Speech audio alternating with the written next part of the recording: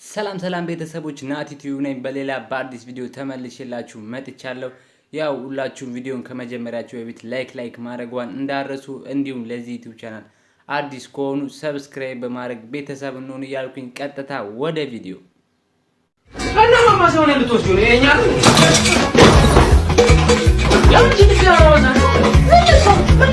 ከቴረፍ ቁጭ በል ሰማኔ ግን አንተና ክብሬ ነው ዝም ያልኩ አይደል? እሱም ባታከብር ምን ልታመጣ ነው? ደግሞ አንተ ምን እንደሆነቹ አካል ይብለታል እንዴ? ይሄ አጭር ኩሩሩ ድንቅ የምድር አጫዋች ምን ይመስላል? በእናታችሁ አውራጣት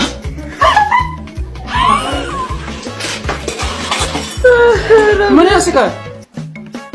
እኩላችሁ ብዬ ነው ያው እቺ ጣልማጭሻ የሚከላት አጭር ምን ነው ከነጋ ካርሎስ ማርቲንን ይተዋወቁት። እጁ አደጋ ከደረሰበት በኋላ ዶክተሮቹ እጁን ሆድ ውስጥ አድርገው ሰፍተውታል።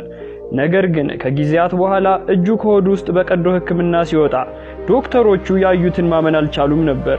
ካርሎስ ተወልዶ ያደገው በሀገረ ብራዚል ሲሆን የ40 ዓመት ጎልማሳ ነው። እንደማንኛውም ሰው ሙሉ ጤንነትም ነበረው። ህይወቱንም በአንድ ፕላስቲክ ማምረቻ ድርጅት ውስጥ ተቀጥሮ ማሽን ኦፕሬተር በመሆን እየሰራ ይመራ ነበር። በአንድ ቀንም እንደ ሁል ጊዜው ስራ ሊሰራ ወደ ድርጅቱ ይገባል። ስራውን በመስራት ላይ ሳለም እሱ የሚያንቀሳቅሰው ማሽን በድንገት ስራ ያቆማል። ድጋሜ ማስጀመር የካርሎስ ስራ ነበርና ማሽኑን ለማስተካከል ደፋ ቀና ይል ጀመር። በድንገት ግን መሃል ላይ ማሽኑ በድጋሜ ስራ ጀመረ። የካርሎስ ግራ እጅ ገና ማሽኑ ውስጥ ነበርና እጁን ቀርጥፎ ያዘው። ጓደኞቹ ሁሉ ካርሎስን ሊያስለቅቁት ተረባረቡ። በመጨረሻ ማሽኑ ቢለቀውም የካርሎስ ግራ እጅ ከሚባለው በላይ ጉዳት ደርሶበት ነበር። ቆዳው ሙሉ በሙሉ በሚባል ደረጃ በማሽኑ ተነስቷል። ሁለት ጣቶቹም ቢሆኑ በማሽኑ ጫፋቸው ተቆርጧል። ካርሎስ በፍጥነት ወደ ሆስፒታል ገባ። ብዙ ምርመራ ከተደረገለት በኋላም ዶክተሮቹ የካርሎስ እጅ እጅጉን ተጎድቷል። የእጁ ደም ስሮችም ሙሉ በሙሉ በሚባል ደረጃ ከጥቅም ውጭ ሆነዋል። ስለዚህም ከብዙ ክርክር በኋላ ዶክተሮቹ የደረሱበት መግባባት እጁ ከባድ ጉዳት ስለደረሰበት ይቆረጥ የሚል ነበር። ነገር ግን በአትሊያ ፋውንዴሽን ሆስፒታል የአጥንት ቀዶ ሕክምና ዶክተር ቦሪስ ብራዳው ሌላ ሐሳብ አመጡ። የማርቲን እጅ ቆዳ በድጋሚ እንዲያገግም እጁን በሆድ ውስጥ ለመስፋት አስደናቂ ሐሳብ አመጡ። ከዚህ በፊት የዚህን አይነት ቀዶ ሕክምና ዓለም ላይ ተደርጎ አያውቅም። ቢሆንም ቦሪስ ልበ ሙሉ ዶክተር ነበር። በመቀጠልም የካርሎስ ሆድን በመቅደድና ኪስ መሳይ ቀዳዳ በመፍጠር እጁን ከተው ይሰፉታል። እሳቢያቸውም ከሆዱ ያለው ስጋ በካርሎስ እጅ ጀርባ ላይ ተጣብቆ ይሸፍነዋል የሚል ነበር። ከጥቂት ጊዜያት በኋላም ዶክተሮቹ ካርሎስን ሲመረምሩ የእጁ የተጎዳ ጡንቻና ህብረ ህዋሶቹ ወደ ነበረበት ለመመለስ በቂ የደም አቅርቦት ከሆዱ ደም ስሮች እያገኙ እንደሆነ አስተዋሉ። የካርሎስ እጅ ለ6 ሳምንታት ያክል በሆዱ ውስጥ ቆይቷል። 6 ሳምንታት በኋላ ዶክተሮቹ የካርሎስን እጅ ሲመረምሩ ያስደነገጣቸው እሺ ልጄ ምንድነው? አባዬ ላገባ አስቤያለሁ። ምንድነው የሚሰራው? ከተማችን ውስጥ አለ የተባለ በርገር ቤት ውስጥ ሼፍ ነው። ቤት አለው? የለውም። መኪና አለው? የለውም። ልጄ ቤትና መኪና ለሌለው ሰው ልጄን አልድርም።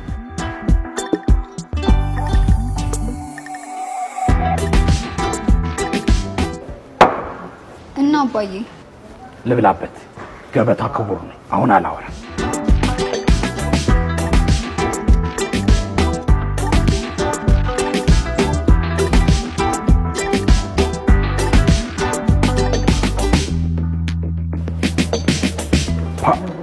ቆንጆ ምግብ ነው። ቆንጆ ቤት። ይሄንን ምግብ የሰራው ሼፍ እጁ ይባረክ። አሜን ጋሺ። አንተ ነህ የሰራው? አዎ። አንተ ነህ ያገባች ታደለች? ልጆት ነች የምታገባኝ። ስታወሪኝ የነበረው ስለዚህ ልጅ ነው? አዎ አባዬ። ናስቲ ቁጭ በል። ተቀብያለሁ፣ ይሁን ብያለሁ፣ ፈቅጃለሁ።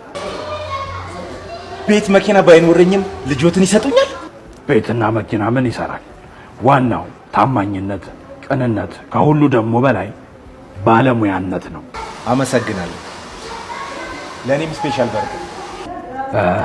ላንተም ካዘዝክ አይቀር ለኔም ብጨምርልኝ። ኢኩዬ ግን የዛሬ ዓመት ምን ያህል ደስተኛ እንደነበርኩ ታውቂያለሽ እንዴ? የዛሬ ዓመት እኮ እናንተ አንተውቅም ነበር። እሱን እኮ ነው ብለሽ እኔ ምንጭ ወይ ሼፍ ተመረያለሁ ብለኸኝ ነበር? አዎ። አባቢ ሼፍ እየፈለገ ነበርና እኛ ጋር ለምን አትገባም? በቃ ቀጥራለሁ። ስንት ነው ደሞዙ? ለጊዜው 10,000 ብር ነው። ከ6 ወር በኋላ ግን 20,000 ብር ያደርግልሃል። በቃ ከ6 ወር በኋላ እመጣለሁ። ባደጉት ሀገራት እንደምናየው ከሆነ መሪዎች ሀገር ማስተዳደር ሲከብዳቸው በገዛ ፈቃዳቸው ስልጣናቸው እንደሚለቁ እናያለን። እርሶስ ስልጣኑን ለመልቀቅ አላሰቡ? እሺ ይሄንን እንዳመቱ ምርጥ ቀልድ አድርገን እንወስደዋለን። እኔ ግን አላሰብኩም። ክሪስ ግን አወኩሽ ናኩሽ ነው አይደል? ቆይ እኛ ስልጣን ስንይዝ የኢትዮጵያ ሕዝብ ስንት ነበረ? 120 ሚሊዮን። አሁን ስንት ነው? 100 ሚሊዮን። የኛ ግብ ስንት ማድረስ ነው? 50 ሚሊዮን። ይሄን ሳናሳካ ደግሞ አንለቅም። ሁለተኛ ይሄ ሕዝብ ከሃይማኖቱ የራቀ እንደሆነ ማናችንም ጠንቅቀን እናውቃለን።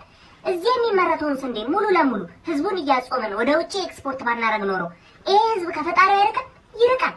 ፍልሰትን በተመለከተ ደግሞ ከንቲባችን ፍልሰት በእኔ ይብቃ ስላሉ ለሕዝቡ በማሰብ ነው የከለከለው። በመጨረሻ ክሪስ መቆንጠጥ አምሮሻል፣ ስንወጣ ትቆነጥጣለሽ። አስታውሽኝ።